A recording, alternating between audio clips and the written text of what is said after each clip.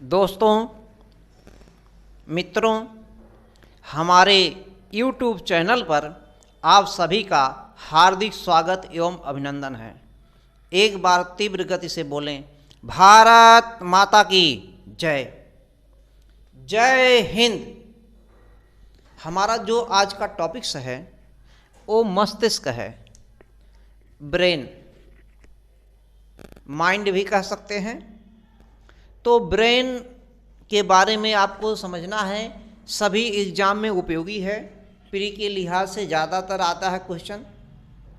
यहाँ समझने योग्य बात क्या है कि मस्तिष्क कितने प्रकार का होता है, मस्तिष्क क्या है, कैसे कार्य करता है, कहाँ पे रहता है।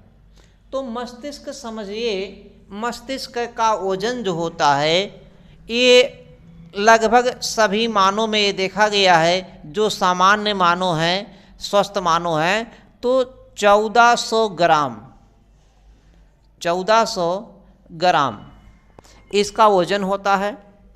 लगभग सभी मानव में ऐसा देखने को मिलेगा।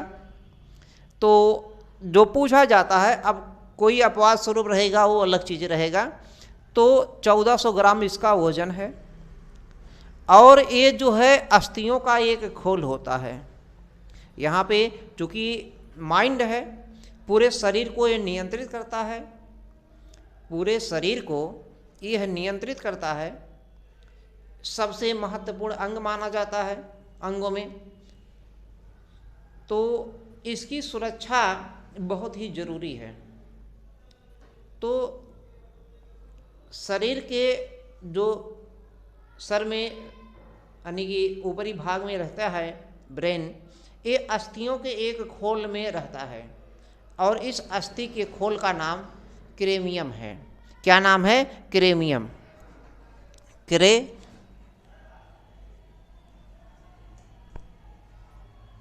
क्रेनियम। तो अस्थियों का एक खोल है, अस्थियों के खोल में क्रेनियम में रहता है। यहाँ तक क्लियर हो गया होगा। तो पहले नंबर पे तो इसका वजन 1400 ग्राम है और अस्थियों का एक खोल है, यानी कि इसके दिमाग के चारों ओर अस्थि ही रहता है। अस्थि मतलब हड्डी का खोखला ढांचा रहता है, उसी में हमारा ब्रेन, हमारा मतलब मानव का ब्रेन जो है उसी में सुरक्षित रहता है। इसके वैज्ञानिकों ने 3 भाग देखे हैं। जो पहला भाग है वो अग्रभाग है, आगे के साइड में रखा गया है। अग्रभाग है मतलब प्रोसेनसेफालॉन। अग्रभाग को कहते हैं प्रोसेनसेफालॉन। और बीच में एक भाग होता है जिसे कहते हैं मध्य भाग, मीसेनसेफालॉन। और एकदम पीछे के साइड में रहता है, इसको कहते हैं पश्च मस्तिष्क। क्या कहते हैं? पश्च मस्तिष्क। इसको कहते हैं रोम्बेनसेफालॉन। तो एक हो गया अग्र मस्तिष्क, दूसरा है मध्य मस्तिष्क और तीसरा है पश्च मस्तिष्क, यानी कि आगे साइड में, फिर मध्य साइड में और यहाँ पे। ये 3 पार्ट बनाए गए हैं। है तो मस्तिष्क एक ही, लेकिन उसके पार्ट इसलिए सबका कार्य अलग अलग है, कार्य के आधार पर बांटा गया है। उसमें कई प्रकार के, जैसे हमारे पास है ये अंगुली है, पकड़ता है, ये हाथ है ना, ये भुजाएं हैं, इसमें बल लगाया जाता है, आँख है, देखा जाता है। आँख में भी कई प्रकार के पार्ट हैं, जिसमें एक जो है नेत्रदान में दिया जाता है, कार्निया। तो आयरिस है, पुतली है, बहुत से ऐसे नेत्र में होते हैं। ऐसे दिमाग में भी कई पार्ट हैं। तो मुख्य रूप से 3 पार्ट हैं मुख्य रूप से। तो इसका वजन भी जान गए हैं। और कहाँ रहता? क्रेनियम में। क्रेनियम जो है एक अस्थि का खोखला है, नाम दिया गया क्रेनियम, क्योंकि क्रेनियम नाम के एक वैज्ञानिक ने इसको खोजा था, इसलिए उन्हीं के सम्मान पर जो है पहली बार इनका नाम दे दिया गया है। तो ये है प्रोसेनसेफालॉन। अग्र मस्तिष्क जो होता है इसके भी 2 भाग हैं। एक होता है सेरिबरम और दूसरा है डाइएनसीफालॉन। इसको सेरी लिखिए या सेरे लिखिए, चाहे सेरी लिखें या सेरे। तो सेरेबरम एक भाग हो गया अग्र मस्तिष्क का, दूसरा है डाइएनसीफालॉन, ये हो गया। और ये जो मध्य मस्तिष्क है मीसेनसेफालॉन, मीसेनसेफालॉन, इसके भी दो पार्ट हैं। एक है कार्पोरा क्वाड्रिजेमिना, कार्पोरा क्वाड्रिजेमिना, और दूसरा पार्ट है सेरिब्रल पेंडिकल। सेरी लिखें या सेरे लिखें, सेरी लिखें या सेरे, तो सेरिब्रल पेंडिकल। और देखिए जो पश्च मस्तिष्क होता है, पश्च मस्तिष्क मतलब रामबेनसेफालॉन, इसके भी दो पार्ट हैं। एक होता है सेरिबेलम है, सेरिबेलम, और दूसरा है मेडुला आम्बलागाटा, मेडुला आम्बलागेटा। गेटा भी लिख सकते हैं, गाटा भी लिख सकते हैं, मेडुला आम्बलागाटा या गेटा। ये जो मेडुला आम्बलागाटा है पश्च मस्तिष्क का सबसे पीछे का भाग है, इसीलिए सबसे बाद में लिखा गया है। क्योंकि हिंदी में जब हम लिखते हैं तो यहाँ से लिखा जाता ऐसे, तो सबसे पीछे का भाग है। और यही 5 जो भाग होता है मेरुरज्ज, मेरुरज्ज से, मेरुरज्ज का मतलब क्या होता है, spinal cord, spinal cord, spinal cord से यही अंत में जुड़ता है मेरुरज्ज, मेरुरज्ज से जुड़ता है कौन, मेडुला आम्बलागाटा, सबसे पीछे का भाग यही है। अब इसमें सवाल ये है, यदि क्वेश्चन ए आ गया मस्तिष्क का सबसे विकसित भाग, सबसे बड़ा भाग कौन सा है, मस्तिष्क का सबसे बड़ा भाग या सबसे विकसित भाग, यहाँ से ऑप्शन दे दिया गया यहाँ तक कि कौन है।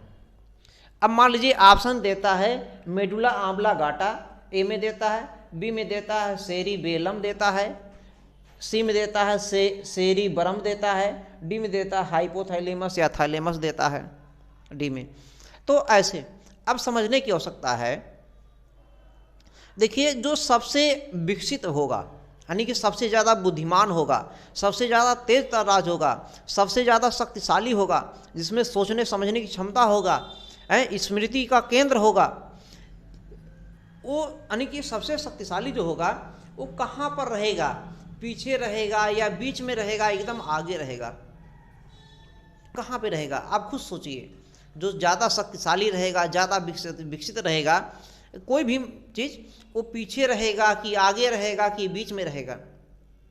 ज़्यादातर देखते हैं जो सरदार होता है, सरदार मतलब पंजाब के सरदार की हम बात नहीं कर रहे हैं, सरदार कोई भी सरदार जो मतलब शक्तिशाली है वो आगे ही रहता है। जो तेज परखर बुद्धि वाले होते हैं, शरीर में, दिमाग में, हर एक चीज़ में, वो आगे ही रहते हैं।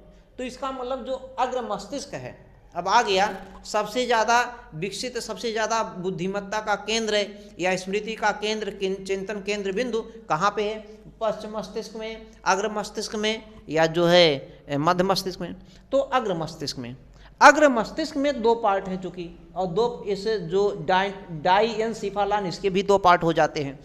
तो अग्र मस्तिष्क का जो सेरिब्रम है ये है।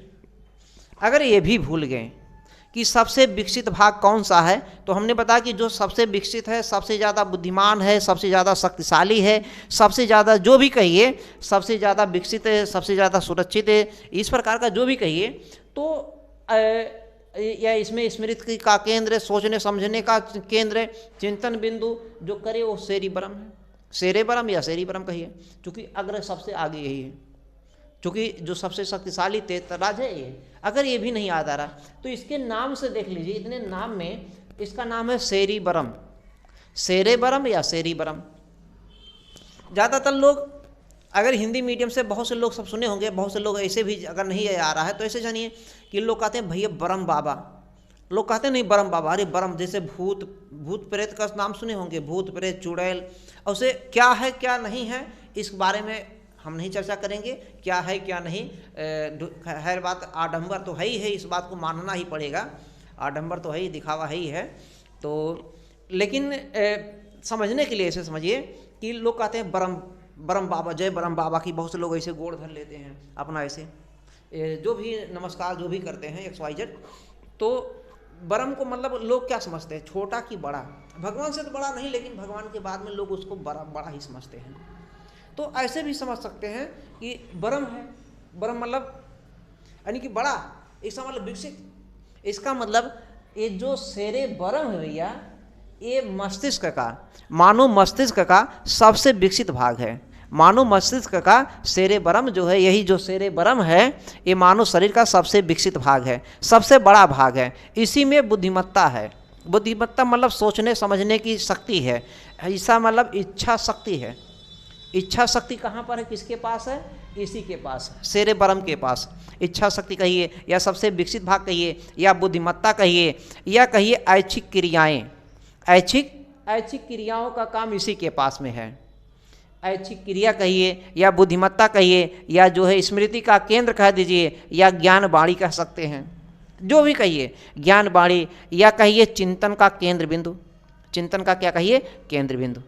चिंतन का केंद्र बिंदु कह सकते हैं या सेरेबरम, जो भी कह दिया जाए कि इसका मतलब सबसे ज़्यादा बुद्धि, सबसे ज़्यादा विकसित, सबसे ज़्यादा बड़ा भाग कौन है? सेरेबरम। तो एक तो आगे के नाते जान लिए कॉन्सेप्ट, और दूसरा चीज़ ये जान लीजिए कि मान लीजिए बरम के नाते कि बरम बाबा, जय बरम बाबा की, और उसे क्या सही क्या गलत हमने बता दिया। ये आडंबर ढोंग है। कुछ लोग मानते भी हैं, तो अपना सबका अपना अलग लॉजिक है।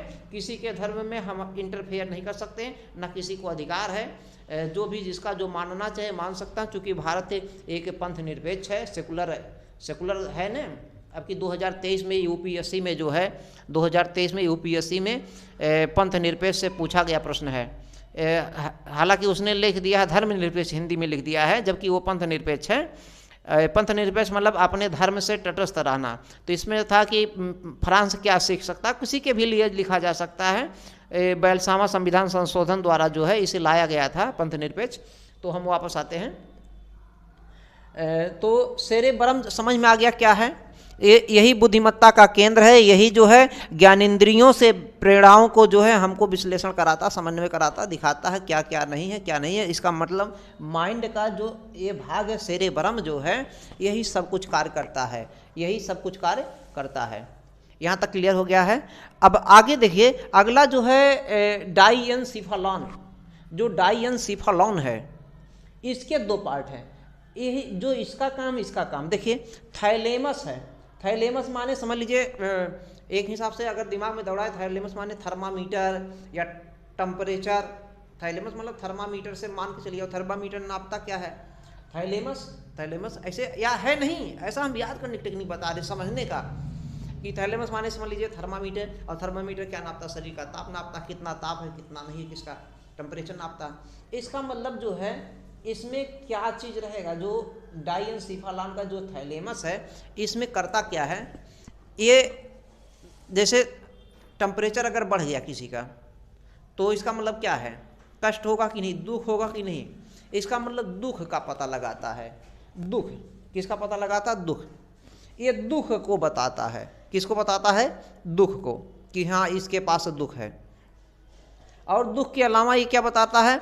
गर्म या ठंड का आभास कराता है। टेम्परेचर हमने बताया ना कि थैलेमस माने थर्मामीटर, टेम्परेचर, इसका मतलब गर्म, और गर्म रहेगा तो ठंड। गर्म ठंड एक दूसरे से जुड़े हुए हैं। इसका मतलब जो है दुख का, दर्द का पता लगाता है और गर्म और ठंड का पता लगाता है। अगर कोई वस्तु आप टच करते हैं, सपोज करिए आपने ये वस्तु टच किया, गर्म है, ठंड बहुत ज़्यादा तो भी आप हटा लेंगे। गर्म है तो भी हटा लेंगे, ठंड है तो भी हटा लेंगे। यहाँ तक क्लियर हो गया? तो गर्म या ठंड का पता यही लगाता है। कौन लगाता है? यही थैलेमस। दर्द को भी बताएगा। भाई जब गर्म है तो छुई के दर्द होगा, जल जाएगा। ठंड है तो भी जल सकता है, बहुत ठंड रहने पर भी जल जाता है। ये भी ध्यान दीजिए, गर्म से ज़्यादा ठंड वाला बहुत ज़्यादा जलता है, ये ध्यान देना है। तो थैलेमस दर्द का पता लगाता है, गर्म या ठंड का पता लगाता है। अब देखिए ये हाइपोथैलेमस भैया, हाइपो माने क्या? और ज़्यादा गर्म की बात हो रहा है, और ज़्यादा गर्म। हाइपोथैलेमस जो है और ज़्यादा गर्म की बात कर रहा है ये। अब हाइपोथैलेमस क्या होता है? ये देखिए करता क्या है? संवेगात्मक क्रियाओं से संबंधित है, नियंत्रित करता है संवेगात्मक क्रियाओं को। ये जो है संवेगात्मक क्रियाओं को जो है नियंत्रित करता है। कैसी क्रियाओं को? संवेगात्मक क्रियाओं को। और इसमें देखिए हाइपो की बात लगा गया है। इसका मतलब इसमें जो टेम्परेचर है, ताप है, इसका मतलब ताप होने से, ज़्यादा गर्मी होने से हमको भूख लगेगा, और भूख लगने पर प्यास भी लगेगा। और भूख प्यास से देखिए, अगर भूख लगा है तो क्रोध भी आएगा, गुस्सा भी आ सकता है, और गुस्सा के बाद में लोग किसी से घृणा करने लगते हैं, और किसी से जब घृणा करेंगे तो किसी से प्रेम करेंगे।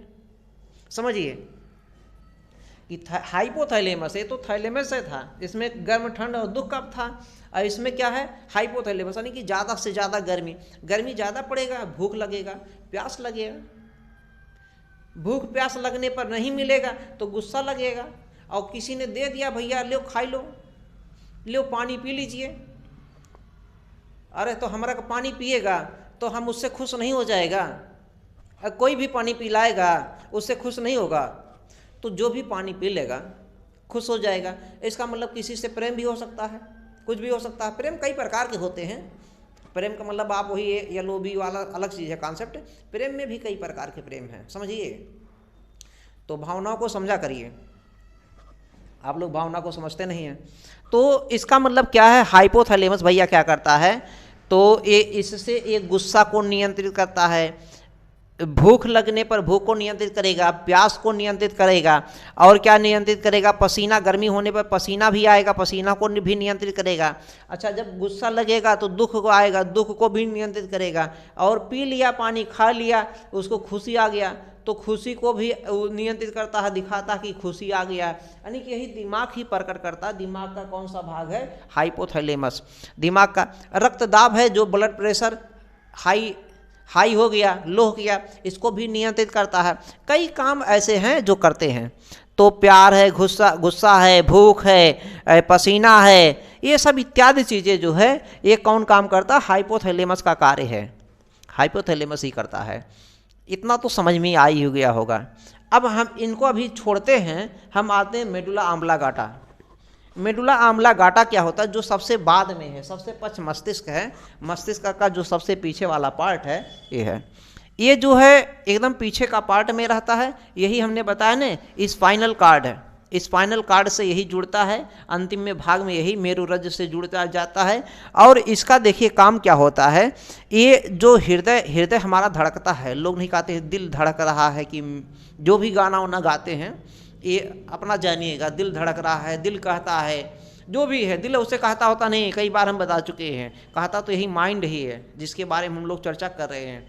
दिल का काम तो केवल पंपिंग करना है, लेकिन देखिए जो दिल धड़कता है, कभी अप ज़्यादा होने लगता है, ब्लड प्रेशर वाली समस्या आने लगती है, तो इसको नियंत्रित काम करने का काम यही नियंत्रित दिमाग का जो मेडुला ऑब्लांगाटा है, मेडुला ऑब्लांगाटा यही नियंत्रित करता है। मेडुला ऑब्लांगाटा ही दिमाग का जो मेडुला ऑब्लांगाटा जो पक्ष भाग है यही नियंत्रित करता है। यहाँ तक तो समझ में आ गया होगा।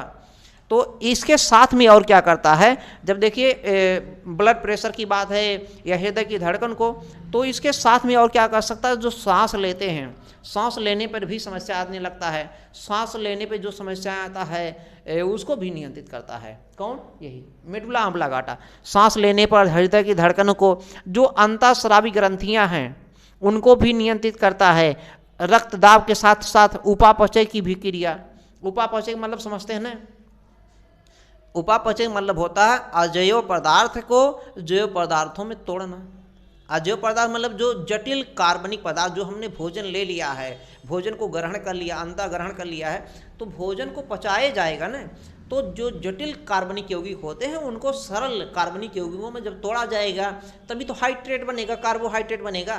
कार्बोहाइड्रेट जब बनेगा तब ऊर्जा उससे मुक्त होगा, और हमको चाहिए कुल मिलाकर के ऊर्जा, हमको मतलब पूरे हम मानव शरीर को जो है ऊर्जा चाहिए। तो उपापचय की क्रियाओं को यही नियंत्रित करता है। तो माइंड का आप देख रहे हैं बहुत बड़ा रोल है। अब इसमें एक आता है कारपोरा क्वाड्रिजेमिना, कारपोरा क्वाड्रिजेमिना। ये कारपोरा क्वाड्रिजेमिना जो होता है ये दृष्ट ज्ञान को, श्रवण ज्ञान को, यहाँ लिख देते हैं दृष्टि ज्ञान, दृष्टि ज्ञान और श्रवण ज्ञान। श्रवण ज्ञान, दृष्टि ज्ञान मतलब जो हम लोग देखते हैं। अब देखिए देखने में बहुत से लोग कहते हैं भैया आंख बनी बात देखे ताई, नहीं देखेंगे तो क्या करेंगे। सब लोग अपनी अपनी लैंग्वेज में अपनी अपनी भाषाओं में बोलते रहते, समझते रहते हैं।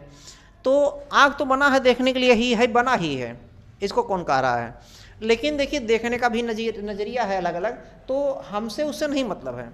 हमको इससे मतलब है कि जो आँख का दृष्टि ज्ञान कराता है, हम लोग पढ़ रहे हैं क्या, माइंड, तो आप इसमें देखेंगे क्या क्या लिखा है क्या नहीं लिखा है ना, तो ये सब देखने का काम। फिर जो हमने बोल रहे हैं, जो आवाज़ें हमारी जा रही है आपके कान तक, श्रवण, ये श्रवण मतलब सुनने का काम, तो देखने का काम, सुनने का काम एक कौन कर रहा है, कारपोरा क्वाड्रिजेमिना, कारपोरा क्वाड्रिजेमिना, ये मस्तिष्क का भाग है, मध्य मस्तिष्क का, मध्य मस्तिष्क का जो है भाग है कारपोरा क्वाड्रिजेमिना, यही काम करता है। क्या काम करता है, दिखने का काम, सुनने का काम, यही नियंत्रित करता है।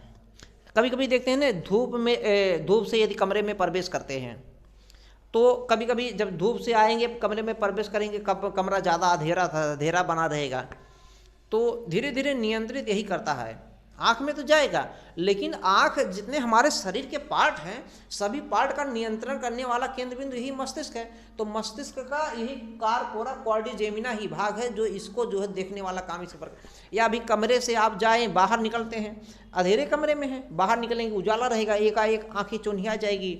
ऐसा क्यों होता है, क्योंकि जब अंधेरे कमरे में रहते हैं तो जो हमारा यहाँ पे आँख का जो केंद्र बिंदु होता है, जो फोकस बिंदु वाला केंद्र है, तो उसमें से अंधेरे कमरे में फैला हुआ होता है तीव्र रोशनी ताकि आ सके।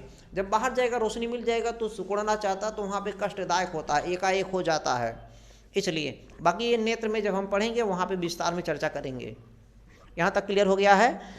ऐसे ऐसे कई पार्ट हैं, इसमें और जो पार्ट बचे हैं तो बहुत ज़्यादा इम्पोर्टेंस नहीं है, लेकिन फिर भी इतना जान लीजिए, सेरेबरम है, थैलेमस है, हाइपोथैलेमस है, कारपोरा क्वाड्रिजेमिना है, और ये क्या नाम है, मेडुला ऑब्लांगेटा है। और देखिए एक जो है क्या नाम है, सेरिबेलम, चाहे सेरिबेलम कहिए और चाहे सेरेबेलम कहिए। सेरिबेलम क्या करता है, ये शरीर का संतुलन करता है। जो हमारा शरीर है, मानव शरीर है, बेलम इसका नाम है, बेलम माने बेलन समझ लीजिए, सिलेंडर, गोला, बेलनाकार, ये बेलनाकार है, सिलेंडर है, सिलेंडर के आकार का, तो बेलन है, बेलम कह दीजिए, बेलन को हमने बेलम बदल दिया।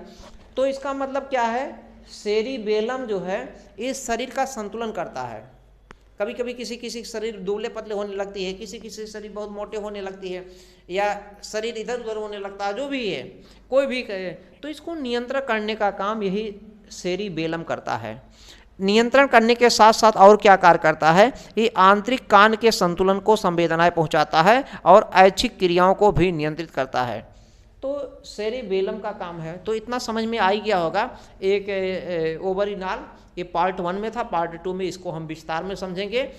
ये यूपीएससी और आईएएस मॉडल में लेके चलेंगे, क्या है इसका जो है कैसे कार्य हो रहा है, ये तो हम बेसिक सभी एग्जाम के लिए बता दिए। इतना यदि आपको समझ में आ गया हो तो हमारी वीडियो को, हमारा रिक्वेस्ट है, लाइक कर दीजिए। लाइक पहले नंबर पर कीजिए, दूसरे नंबर पे सब्सक्राइब। समझ में आया होगा पक्का, आपने देखा है, आपका कोई नुकसान नहीं। लाइक ज़रूर कीजिए और सब्सक्राइब भी कीजिए। कहीं न समझ में आया हो, कहीं कोई प्रॉब्लम हो, तो आप हमें इस पे व्हाट्सएप भी कर सकते हैं, मैसेज कर सकते हैं, या जो टिप्पणी करना चाहें टिप्पणी भी कर सकते हैं। धन्यवाद। हमारे यूट्यूब चैनल में लेकिन लाइक और सब्सक्राइब जरूर कर दीजिए। धन्यवाद।